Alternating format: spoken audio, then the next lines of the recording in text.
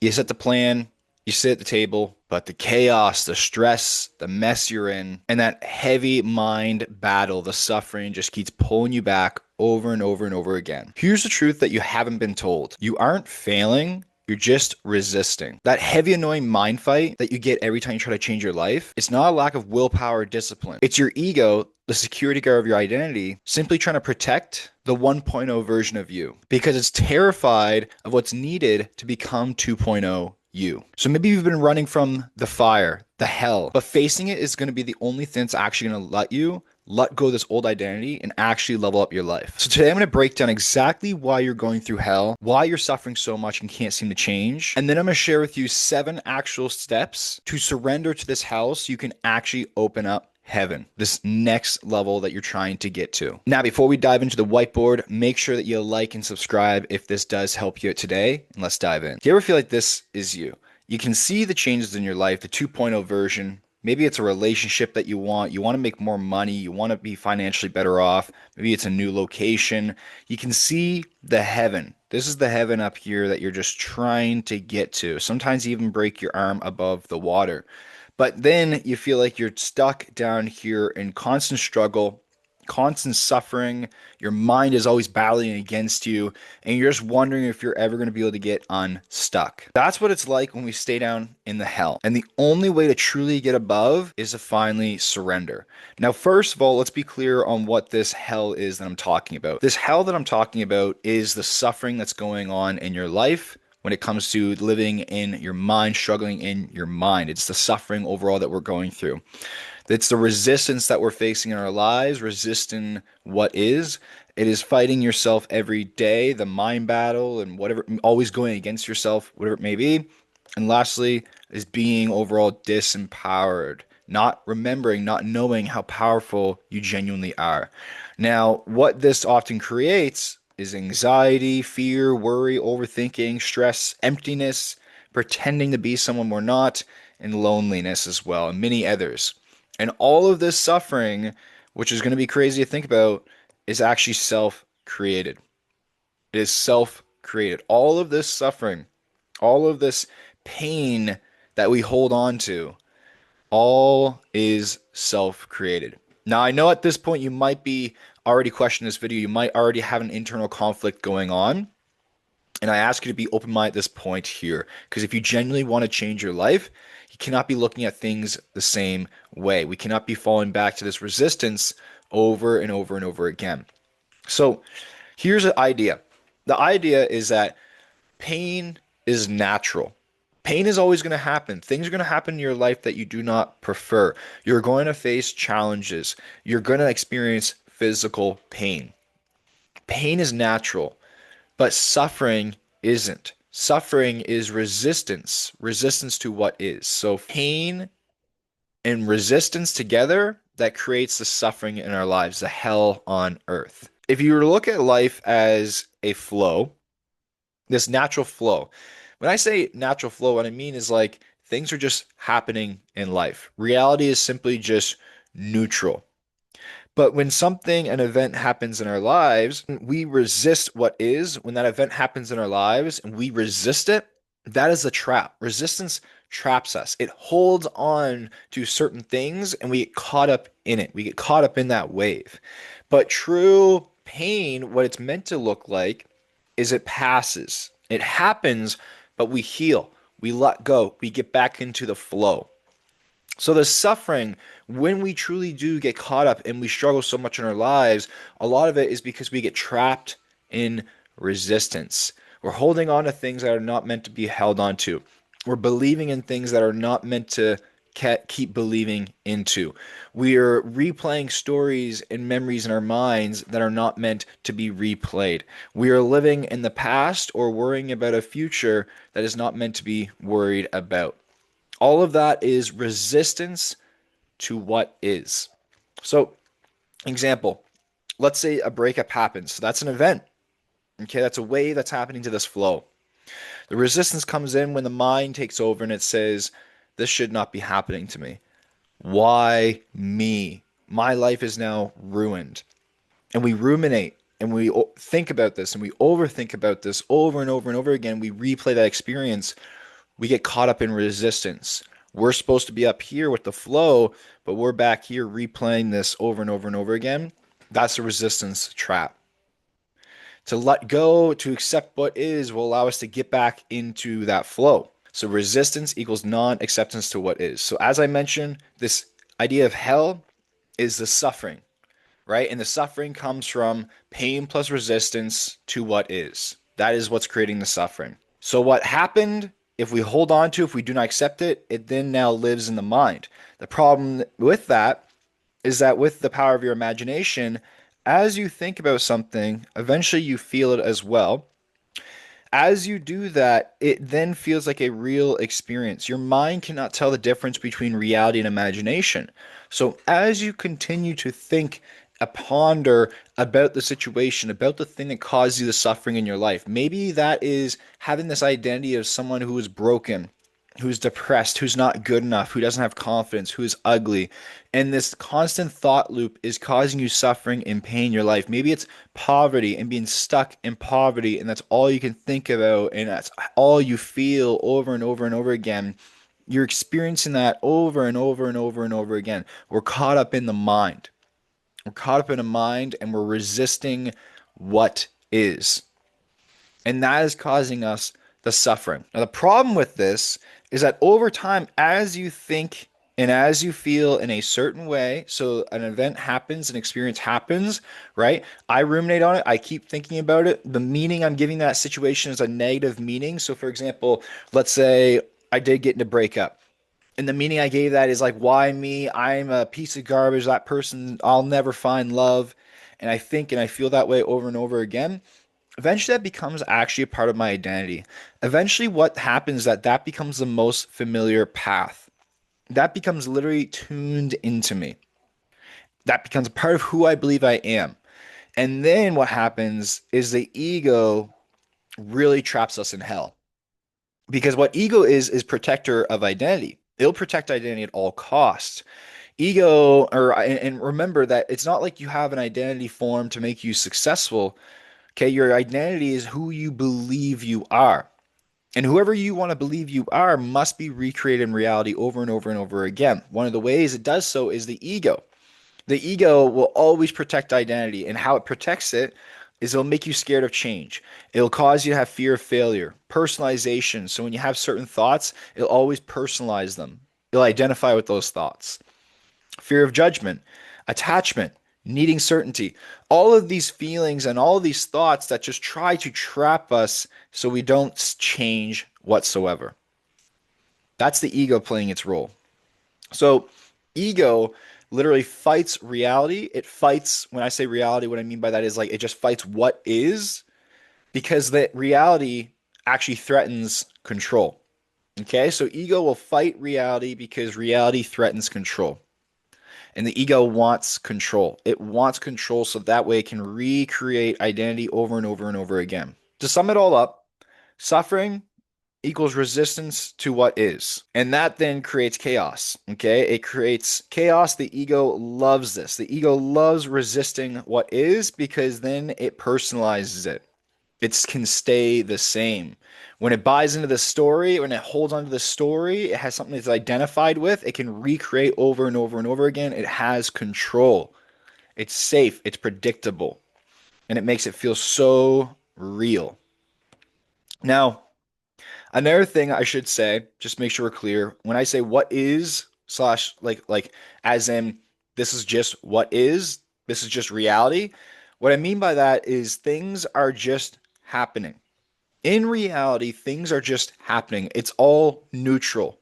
Not in the stance of like, when I say like it's meaningless, it's neutral, not in a sad, pessimistic way of like nothing matters.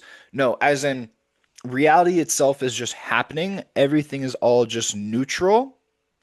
We as people, as beings, we give it meaning. We assign meaning to those things. So oftentimes a lot of suffering comes when we give those things negative meanings. Okay, that's where suffering comes from because then we cannot accept what is, we cannot heal from what is, we cannot move on from what is. So reality just is, things are all just happening. Suffering jumps in when there's something that happens that, let's say, we do not prefer and we hold on to it, we identify with it, we personalize it, and then it keeps getting recreated over and over and over again. And that hole gets dug deeper and deeper and deeper. And we continue to struggle, we continue to suffer. That is kind of how I would sum it up as a whole.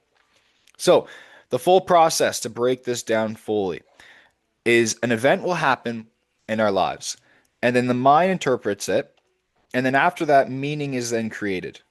And after meaning is created, an emotion is always generated. And when emotion is generated, the identity, the ego will try to attach itself to it. And that's when resistance begins and suffering grows. So, the key to remember is that most suffering is not caused by the events going on in life itself, but by the story the mind creates around it. So you could have gone through the worst thing ever in your life, something so traumatic. And the struggle, the suffering that comes in is not the event itself. Yes, it might have been very, very painful, but the suffering comes when we do not heal from it, when we do not move on from it, when we do not grow from it, expand from it, when we stay stuck in it, when we get caught up in it. Because what if that traumatic experience ended up becoming your biggest blessing in the future?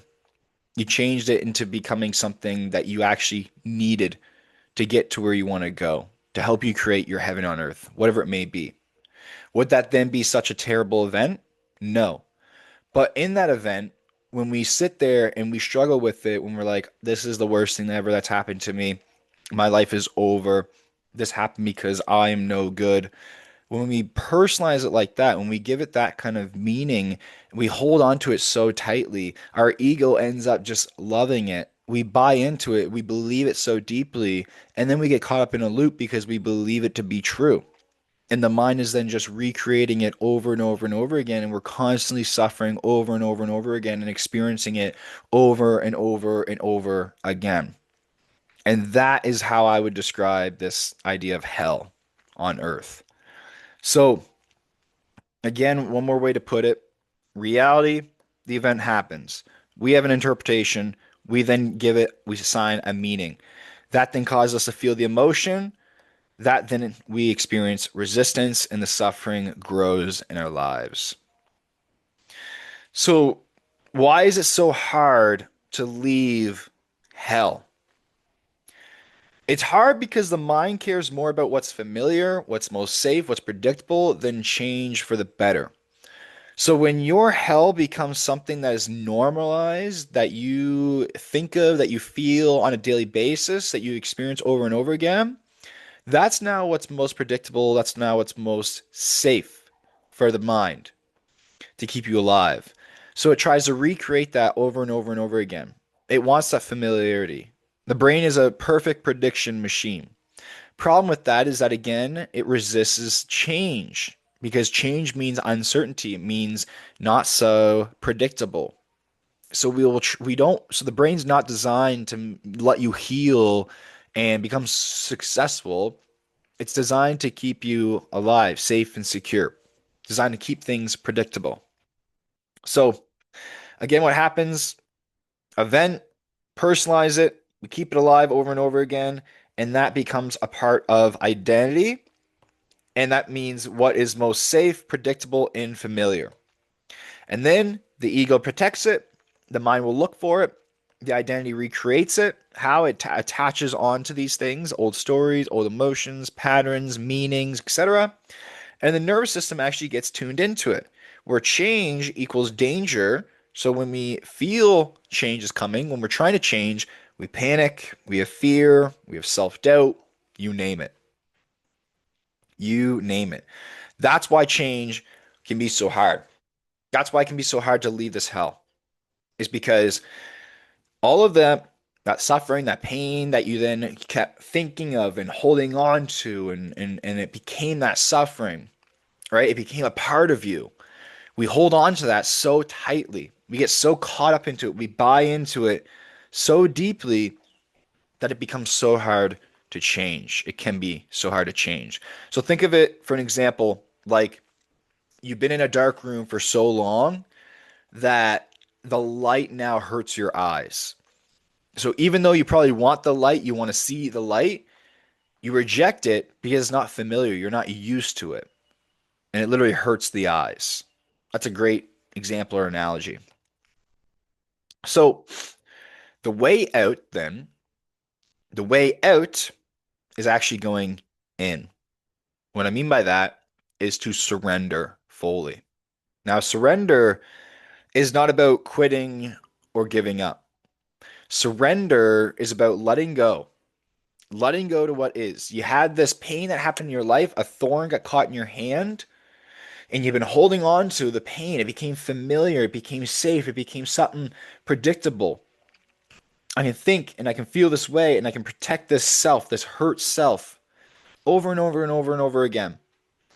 Or I can finally just let go. As scary as that may be, because I don't know what's on the other side once I pull out that thorn, let go, and the freedom is there. Surrender is accepting what actually is. Reality's happening. Events are happening. My mind can go against what is and not accept it based on my interpretation, my perspective, or I can find a way to look at things in a way that allows me to continue on with that flow. I can get back in alignment, get back into the flow of life. I can release control over what is not meant to be controlled. A lot of suffering comes from control because you try to control things that you cannot actually control. And that creates a lot of suffering, a lot of fear. So surrendering is not about quitting or giving up. Okay? Remember that force just creates more resistance. When you try to run away from your problems, when you try to resist your problems, your insecurities, your fears, whatever it may be, that resistance will grow. It just grows. We try to force, okay? We try to force things to happen. It grows the resistance. So, surrender. Surrender is simply the event happens. I accept it. I let go of it. I allow it. It means that we have the proper interpretation of it, and therefore we can continue on. Suffering is when the event happens, we resist what is, and we get caught up in the trap and we suffer. So overall, think that surrender is you literally are giving up the war with life itself. I'm no longer fighting life. I'm no longer fighting what is. I need to change my mind to look at life in a way to accept what is so I can live better. I can live fully. I can have a more greater experience. So surrender is giving up the war of life. So what you actually surrender What you actually surrender when you do this is you surrender control over what's not meant to be controlled. You surrender attachment to things that you need to be just connected to instead. You surrender a false identity, who you thought you were. You surrender resistance. You surrender the mind stories going on or causing the suffering and the struggle. You surrender that need for certainty, and you can fully do your part. I know for me, being an entrepreneur is one of the biggest things that you can do for growth in your life, personal development, but also it can bring a lot of suffering. For example, thoughts that used to I struggled with, like, feeling like I'm not on the right track, feeling like I'm way behind and I should be farther ahead. That creates suffering, because it creates a mind story that I hold on to and I identify with that I'm behind, I'm behind, I'm behind. It kills confidence, doesn't make you feel good, doesn't make you excited, doesn't make you focus on your wins and progress, only focuses on what's going wrong and behind. Makes you feel like no matter what you do, you're not enough, not doing enough. That creates suffering. That's a mind battle. And what I'm resisting is I'm resisting what is. I am exactly where I am, so I cannot suffer over that. Why would I suffer over that? It's me not accepting what is. This is where I'm at, and all I can do to get to where I want to go, because it's okay to, have desires and to know what you want. But what I can do to get to where I want to go is I can only control what I can control, which is my attitude, my actions, my focus. Okay, I can redirect my thoughts, my emotions. I can work on. I can do that part. But trying to control when, the specifics of when or the specifics of how or who or how it needs to be or how it needs to look, that's me trying to control something that I don't actually have control of. And that then just creates suffering, more struggle, unnecessary struggle. So that's what happens when you actually surrender to what is. Okay, focusing on what you can control. Because remember, what happens is that suffering only exists when we replay the past or when we're fearing around the future. It only exists in the future or the past. Okay, because that then creates resistance in the now. Let that one sink in. But when we surrender, okay, we let go of this resistance of what is, we can get back into the actual present. And it's such a gift. That's why it's called the present. So back into the flow of what is, how to fully surrender and open up this heaven. How do we do it? All right, how do we actually do it then? Surrender, it's a consistent practice of letting go of resistance. It's not something you just do once and that's it. It's a consistent practice over and over and over again. So think of this as the growth loop. You're trying to grow in your life. You go up, you hit resistance of what is, and then you let go, you accept what is, you allow what is, and you can get back into the flow and keep growing. And that's what it's going to look like to truly surrender. It's not giving up or quitting, it's doing your part and letting go of what isn't your part, of what isn't you. So, the steps, the 7 steps to this is number one is awareness because you cannot fix what is unconscious. So you need to be aware. So ideas that can help you bring this awareness upon you, ways to bring this awareness in, I guess you could say, is reflect. So practice reflecting, practice finding what you suffer over most in your life, those negative thoughts and feelings. Okay, question it, be curious about it. That's the first step is awareness. Step two is observing and not reacting. So this is the key is understanding that you are not your thoughts. Stop buying into the thoughts, especially the negative thoughts that don't help you. Build that practice, build that skill.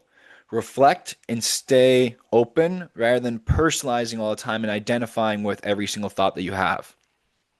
Step three is feel it and don't fight it. A lot of people are brought up to suppress their emotions, especially as a guy I noticed growing up. Um, it's common to suppress your emotions, not talk about your emotions. But what's suppressed is resisted. You want to feel it and you don't want to fight it. The more you fight it, the more resistance builds. So instead, allow it, don't escape it, don't try to numb it out. Be curious around it, allow it, let it flow through you. Number four, accept reality fully. And here's what I mean is that acceptance doesn't mean approval. There's going to be things in your life that you don't approve of, okay? Maybe even right now in this world, with what's going on in the world, you might not approve of it. And that's totally fine. But there's a difference between approval and acceptance. Acceptance just ends the internal war of simply what is. Okay? There might be some crap over in that corner, and I can focus on it and have a horrible time, or I can accept that, hey, there's crap in that corner. I see that. I don't approve of it, but I see it and I accept it. It's there. It is what it is. And I'm going to look at these flowers as well. Not staying stuck and saying, it should not be there. That should not be happening. That should not be going on. This sucks. This is so bad. That's where we suffer. So accept reality fully. Can you accept reality fully as it is? Step number 5 is let go. Okay, let go. Let go of control over what's not meant to be controlled. Have trust and just do your part. This is called the void. That's truly what the void is. I have another training on that on my YouTube. Step six is be present. Be. Be present. And step 7 is be your true self. Okay, let go of the mask. Be authentic, aligned, follow your alignment, follow your passions, speak the truth, trust your intuition, Be your true self. Try and or work on removing this mask of who you thought you are and the limitations. Remove that and just be your true, authentic self. More alignment equals less resistance. That, ladies and gentlemen, is today's training. I'm going to leave you off with one quick quote. Heaven opens not from becoming someone new, but from letting go of who and what you are not. Now, if you like today's training, make sure that you like and make sure you subscribe. And you can also apply for one-to-one help down below if that is something that you need and we are both aligned on. You can apply down below. Thank you so much, guys, for watching. See you on the next one every single Mondays and every single Thursdays.